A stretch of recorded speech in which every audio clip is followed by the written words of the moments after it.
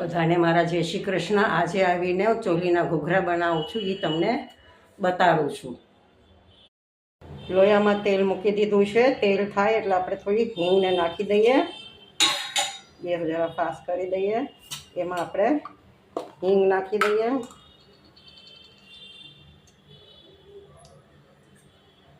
તેલ થઈ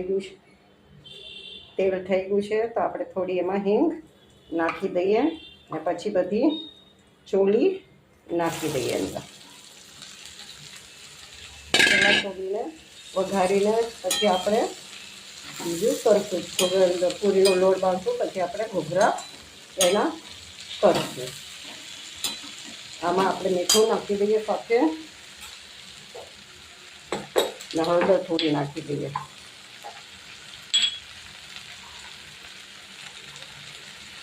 પોણી ચમચી જેટલું મીઠું નાખી દઈએ આપણે હમણાં, પછી જોશે તો ચાખીને વધારે નાખશું ને પછી હળદર નાખી દઈએ અને પછી એને ખાવા દઈએ।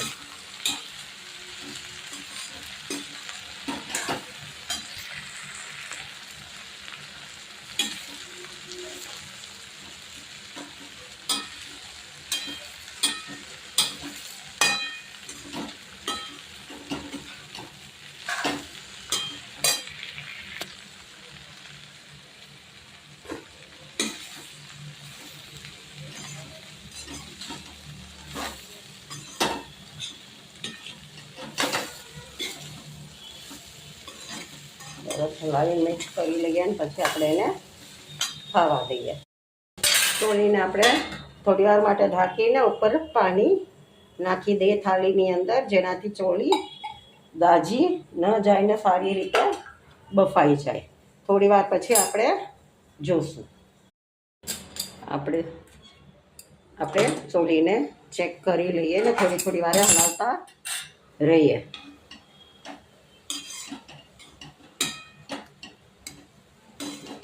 એવું લાગે કે ચોલી દાજવા લાગી છે તો આપણે જે ગરમ પાણી ઉપર મૂક્યું છે એમાંથી આપણે થોડું પાણી એમાં નાખી દઈએ,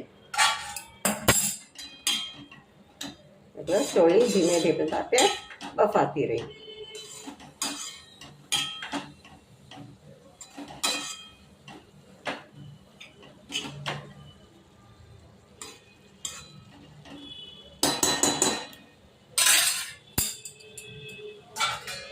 હવે એને પાછી આપણે ખાવા દઈએ। આપણે જોઈએ કે ચોલી ચડી ગઈ કે નહીં, થોડી વાર છે ચોલીને ચડતા, હવે થોડીક જ વાર છે। દબીને જોઈએ, એકદમ દબાઈ જાય તો ચોલી ચડી ગઈ છે, પણ આમાં હજી થોડીક વાર છે। તમારે ચોલીમાં પાણી વાપરવું હોય તો આ ઉપર મૂકેલું ગરમ પાણી જેમાં નાખવાનું, જેનાથી ચોલી જલ્દી ચડી જાય। ઠંડુ પાણી નાખશો તો ચોલીને ચડતા પાછી વાર લાગશે, એટલે આની ઉપર આપણે પાણી એ માટે જ મૂક્યું છે કે અંદર જોવે તો આપણે અંદર નાખી શકીએ છીએ, કેમ કે ક્યારેક ચોલી આવીને બેસી જશે, ધ્યાન ન રહ્યું તો બેસી જશે। એની કરતાં આપણે થોડું ગરમ પાણી આવી રીતે કરીને અંદર નાખતા જવાનું, જોવે એટલું જ નાખવાનું, વધારે નહીં નાખવાનું, નહીં તો આવ ચોલી એક રસ થઈ જશે પાછી। ચોલી ચડી ગઈ છે, હવે આપણે એનો મસાલો કરી લઈએ। પહેલાં થોડી હળદર નાખી દઈએ, ઓછી છે તો 1 ચમચી ધાણા જીરું, 2 ચમચી ધાણા જીરું નાખીએ ને 2 ચમચી મરચું નાખી દઈએ। પછી આવીને આપણે ગરમ મસાલો નાખવાનો છે, તો એ તમને જેવું જોવે એવો ગરમ મસાલો નાખજો। હું તો 5 ચમચી જેટલો જ ગરમ મસાલો વાપરું છું, બહુ તીખું નથી કરતી। ને તમારે જો ગળપણ સાથે જોતું હોય તો થોડી ખાંડ પણ અંદર વાપરી શકો છો, અડધી ચમચી જેટલી, 5 ચમચી જેટલી ખાંડ નાખી દેવાની, વધારે નહીં નાખવાની, તો પછી ગળું થઈ જશે। હવે એ બધું પહેલાં મિક્સ કરી લઈએ આપણે।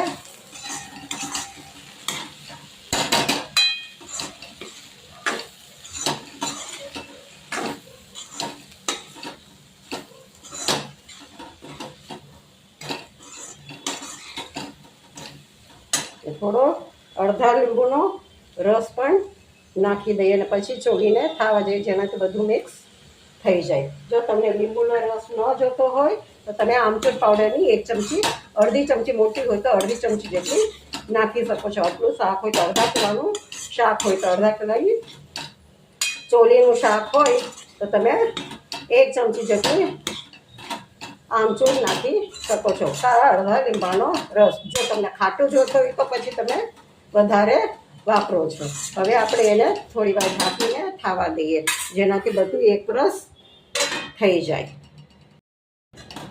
ચોલીમાં બધું બરોબર મિક્સ થઈ ગયું છે એટલે આપણે હવે ગેસ બંધ કરી દઈએ ને આવીને એને એમને રહેવા દઈએ. થોડી વાર એને ઢાંકી દઈએ, જેનાથી આવીને એનો બધો મસાલો એકરસ થઈ જાય. થોડી વાર પછી આપણે એને ખોલી નાખશું. હવે આપણે પૂરીનો લોટ બાંધીએ. પૂરીનો લોટ બાંધવા માટે પહેલાં મેં ઘઉંનો લોટ લીધો છે. એમાં જોવે એ પ્રમાણે મીઠું નાખવાનું,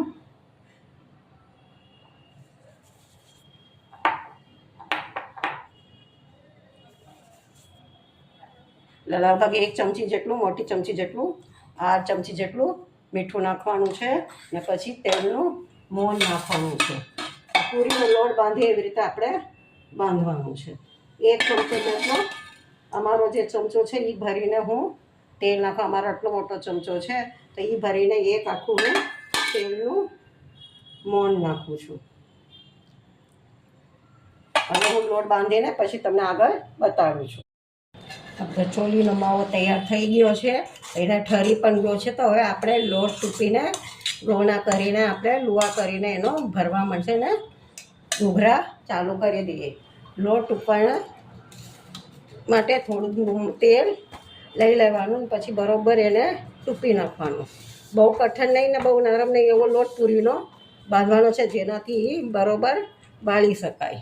હવે આપણે લુવા કરી લઈએ આના ને પછી આપણે ભરીએ.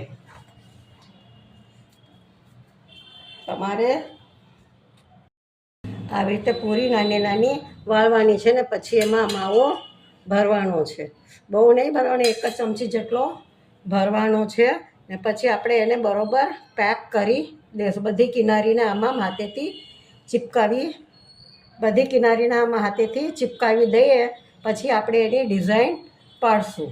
ડિઝાઇન માટે થોડો લોટ આમ ખેંચવાનો કિનારીનો, પછી આમ ગોળ ગોળ કરીને આપણે એને બનાવતે જવાનું ડિઝાઇનને. એટલે ઘૂઘરા મસ્ત બની જશે ને સાથે સાથે તમારું પેકિંગ પણ બરોબર થઈ જશે, જેનાથી માવો બધો કાંઈ બહાર ન નીકળે. એ રીતે 3-4 પૂરી મેં બનાવીને રાખી છે, બતાડું છું તમને. એમાં 1 ચમચી મસાલો ભરવાનો છે,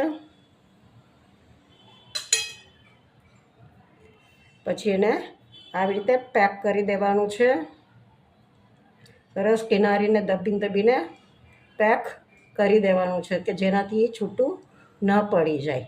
પછી જરા કિનારીને ખેંચીને આમ વાળતું જવાનું છે ઘૂઘરાની જેમ.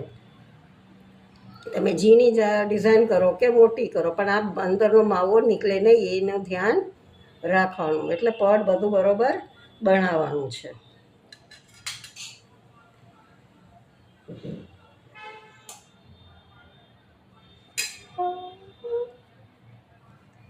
આવી રીતે માવો ભરવાનો, પછી એને આમ પેક કરી દેવાનું. તમે પાટલી પર રાખીને પણ કરી શકો છો પેકિંગ. હાથેથી કિનારીને બે ભેગી કરીને આમાં દબી દેવાની. પછી એની ઉપર આપણે ડિઝાઇન બનાવી લેવાનું. ડિઝાઇન ના આવડે તો તમારી પાસે કાંટો હોય, ફોક હોય તો એની પણ આમાં ડિઝાઇન પાડી શકો છો. પણ અમને એ નથી ફાવતું, મને આ ફાવે છે એટલે હું આ ડિઝાઇન કરું છું. ન ફાવે તો આપણે ફોક વાપરી શકીએ છીએ. હું તમને પછી બતાડું છું ફોકમાં કેવી રીતે બને છે કરીને. આવી રીતે એમાં માવો ભરી લેવાનો, પછી ફોક લેવાનો. ફોકનો પોઈન્ટ અને જોઈ એને આપણે આવી રીતે દબીને કરી લેવાનો, એટલે જેનાથી પેક થઈ જશે ને ડિઝાઇન બની જશે. બધામાં ધ્યાન રાખવાનું કે કાણું ન પાડી દઈ કરીને. કાણું પડશે તો બધો માવો નીકળવા મળશે. આવી રીતે પણ આની ડિઝાઇન બનાવી શકાય છે. તમને બીજામાં પણ બતાડું. વાલીને તૈયાર જ રાખેલો છે.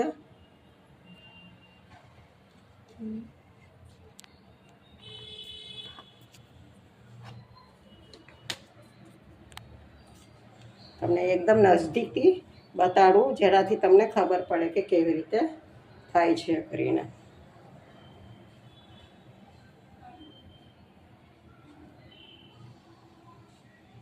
આવી રીતે દબીને કરતા જવાનું.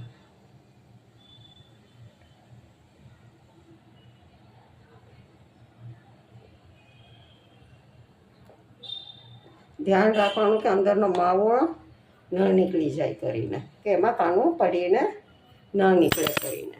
હવે આપણે એને તળી લઈએ. તેલ ગરમ થઈ ગયું છે. હવે આપણે ધીમે ધીમે ધીમા તાપે આવીને આને તળી નાખીએ.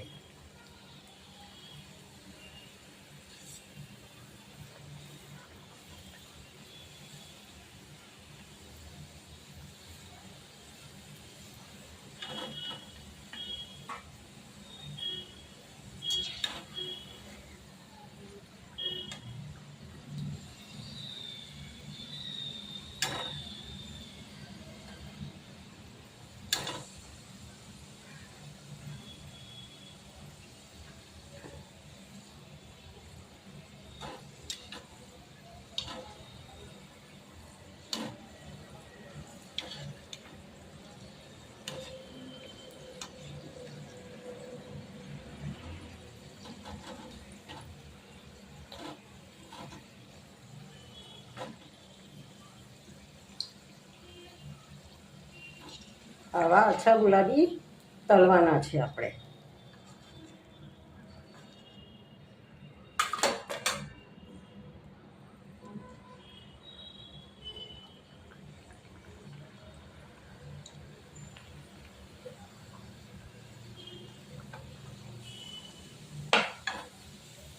મીડિયમ તાપે તળવાના છે. સાવ ધીમોય નહીં રાખવાનો, જેનાથી ઓલું થાય ને ફાસ્ટ પણ ના કરે કે અંદરનું પડ આવીને કાચું જ રહી. એટલે આપણે મીડિયમ તાપે બધાને તળી લેશું.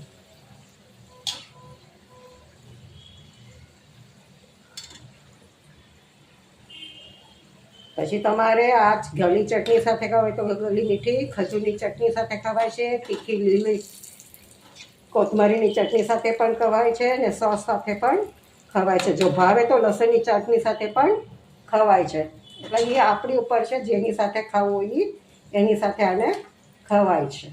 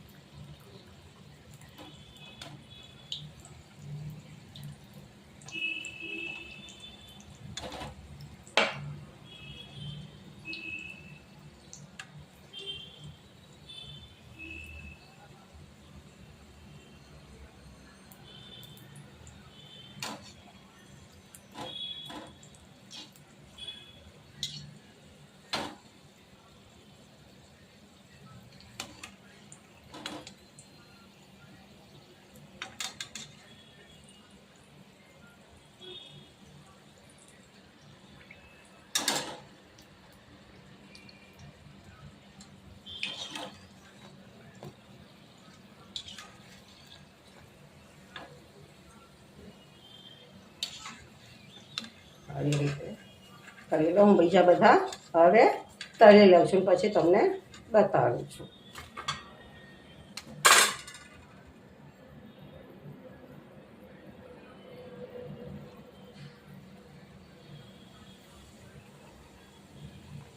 ઘૂઘરાની ડીશ તૈયાર થઈ ગઈ છે. ઘૂઘરાની સાથે લીલી ચટણી છે અને ટોમેટો સોસ છે. અમારા તમને આ ઘૂઘરા કેવા લાગ્યા એ અમને તમે જરા લાઈક ને વ્યૂઝ આપીને જણાવજો. શેર કરજો ને કમેન્ટ કરજો. સબસ્ક્રાઈબ ચેનલ કરવાનું ભૂલતા નહીં.